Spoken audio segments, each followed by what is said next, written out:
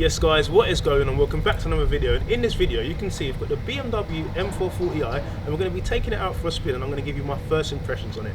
I'm very excited because, as you know, it shares the B58 with the 140i and the 240i's. But yes guys, enough said, let's get straight into the video. Okay, so guys, starting from the front, the grills, I'm not going to touch on it too much because I've learnt to live with them, to be honest, and I have seen quite a lot. And as you know, with the Audis, they have quite big grills. I think Joe Achilles has mentioned this, and everyone seems to think that they're okay, so we're going to move past the grills. But one thing I can say, obviously, excuse the dirt on the car, it is snowing, as you can see. These laser lights here are absolutely banging. At night as well, they look the nuts, they look really nice. But moving around, so on the fronts here, I believe there are some packs you can get, that 440i, and you can get it in the sports pack or the performance pack. This has got the 19, so this has got the top of the range spec in terms of packs. What I do like, however, is how big the caliper is. It gives you an impression that you're running 6 pots, but they are just 4 pots on the front. Moving around to the rear, I'm not gonna lie to you guys, I'm not really impressed. So with the previous generation, you'd know that the rear calipers, they look a lot more sporty than this. This just looks like an original, I don't know, 1999 Ford Fiesta brake setup, and I believe that they should have just carried on with how the old ones were, with the whole 2 piston. But however, it looked a lot better and a lot more professional. But again, we've got to stay with the times, and maybe it was due to price, maybe it was down to weight, I'm not sure. But just letting you know, I'm not a fan at all. In regards to the rear, we're going to start off down the bottom here, guys, and one thing I can say is that a few manufacturers do this fake exhaust ports. I can actually say that the exhaust is there, however the casing for it isn't connected at all. It's kind of made into the diffuser. However, again, at least we can actually see an exhaust, and it's not pointing down, it's actually pointing back. We'll get some sound clips of that as well and how it sounds. There is a little spoiler lip that you get as well on the top, and with this obviously being the X-Drive model, we've got 4-wheel drive, which is going to be very good in putting the power down, especially in these conditions today.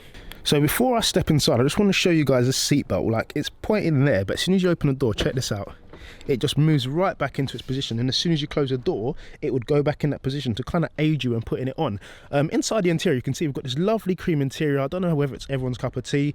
I wear jeans quite a lot, so maybe it might rub off, but it does do well, especially on the black. So it's the cream on the black, and it looks absolutely amazing. All right, so stepping inside, we're greeted with this nice chunky steering wheel. For some people it might not be, but for me, I really like it. It also comes with the airbag, which is kind of in the same material, so it looks like it's leather, and a few companies right now have started to go in this direction of having like a leather material or Alcantara material airbag, but each to their own. Moving to this bit here, so just the cluster. The cluster is obviously a digital cluster. It does look good, but for me, I think it's a bit too much information there. I actually prefer the analog as opposed to the digital, but again, each to their own. It's very interactive, and we'll get into that later on in the video, but for now, I'm really keen to step out. But before we do that, the last thing I want to touch on is BMW have actually listened, and we're going to probably move into this in greater detail. Is you've got your sport modes here, which is the main thing I want to be pressing on, but also it allows you to have an individual mode, which is great. Start stop button has now been moved to the center console. We've got the lovely ZF8, I think they call it the Steptronic as well, which is great. This area here is actually for your cups, but I looked at it and I was like, that's a lot of space. Like, what is it for? Is it for, I don't know, like a digital display? But no, it's just a bit of gloss. People might not think it's a great idea, obviously due to fingerprints and whatnot, but personally I like it. It's a nice clean touch to add there. We've still got the retro style numbers there for your radios, etc. And up here you can see we've got the nice climate control unit, which is complemented lovely with this media infotainment system over here. So yes guys, you can probably imagine I'm very excited to be back in a B58. Like, the sound, obviously with this being a newer car, it's going to have the filters in it, and we're not going to press on about the sound because we all know about it. Just getting exhaust and you fixed it. But yeah, it's good to be back in a B58, albeit with this being, I think, the new generation B58, because with the old B58 I had in the 140i and in the 440i, you'd know straight away that it ran about 330, 340 on you dyno it, and it would say more, because BMW always underestimate their BHP. And as you know, with Joe Achilles' video, I'm going to leave the link for that over here, guys, as well.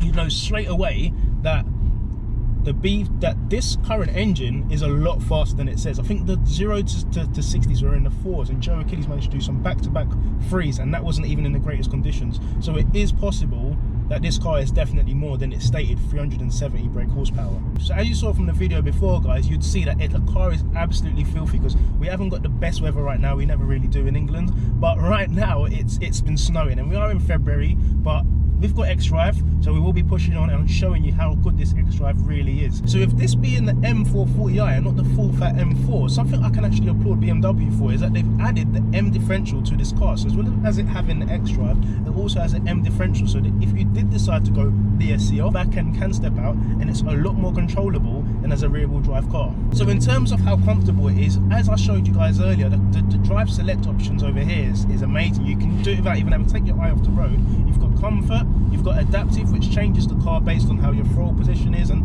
how you're driving. But the best thing about this is that you can have it in sports. If you press sport twice, you have sport standard and sport plus, and with that you still have traction control on, so it firms everything up. It gives you everything you need, that sharp throttle, heavy steering, which for me is a no-brainer without having to lose any traction. So MDM mode is controlled separately by pressing the traction control button, which we're not going to do right now because we don't need to.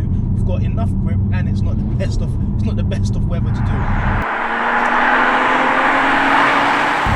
So if we briefly touch on efficiency, it's a 440i, it's not going to be made to be efficient, but I can imagine you could probably get something close to 35 to 40 miles per gallon. Cruising around now, if I just go through this selector here, I'll be able to tell you we have done rather, 32 miles per gallon. So we're doing about 32 miles an hour just cruising around town, and for me, I know it's not what you buy the car for, but it does the job. It absolutely does the job. But the main thing you buy it for is for that B58 engine, and I can say, honestly, like from the bottom of my heart, you're gonna love it. You're gonna absolutely love it. So in terms of how practical it is, with this being a coupe, it's not made to carry loads of people, but the leg space you have in the back, once you adjust your driving position to be that of a human being and not of a gangster, you'll be fine. You'll be absolutely fine. Like, I could sit here, stand at about 5'10", 5'11", and have somebody behind me, and they wouldn't complain. We could drive all the way to Aberdeen. I don't know where Aberdeen came from. We could drive all the way to Aberdeen and no issues, because there's plenty of space in the back along with the boot size. The boot size could easily fit three suitcases. Without fail, easily fit three suitcases. This engine, guys, oh, it's amazing. And having this ZF8, oh, it feels good to be back in the ZF8. It's not me knocking the DCT, because in my opinion, having lived with both for quite a while now, the ZF8 is more suited for is an all-rounder.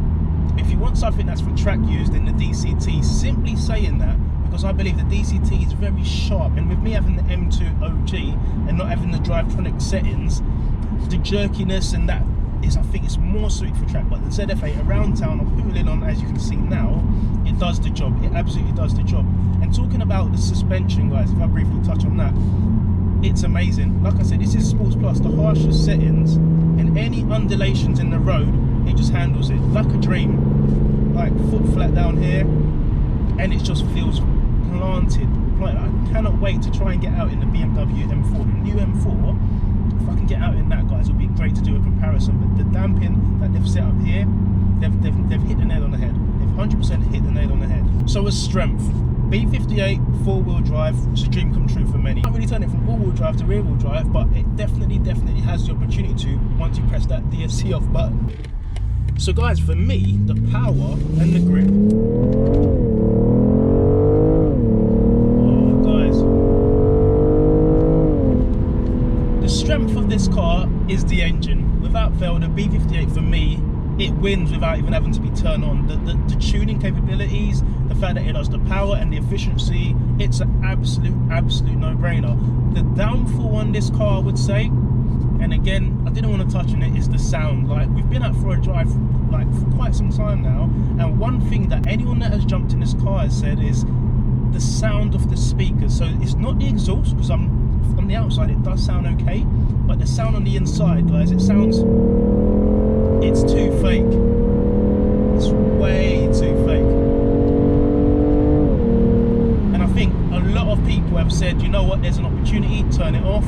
Can you turn it off? Is it going to affect warranty? For me, that would be the first thing I do. Get rid of that ASD, which is the active sound system.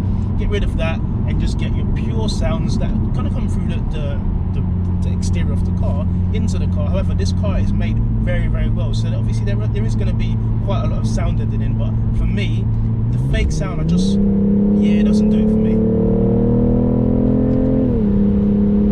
But other than that, guys, it's a no-brainer. If you're looking at ticking boxes, this will tick 7 out of your 10 boxes. The grille, again, we'll touch on that briefly. It's one of those things, you like it, you don't like it, but it's a thing where we've got to move with the time. And if you look at any of the Audis, as I mentioned, the Audis all have big grills, and we've just learned for it to be normal. And I'm not talking about the latest Audi, I'm talking about Audis made from 2015 onwards. They've always had big grills, and we've just lived with it. I know BMW had the little kidney grills, but for me, we've got to move with the times. We've got to move with the times, and there are companies out there that will definitely be able to find a solution if you're not a keen admirer of these grills.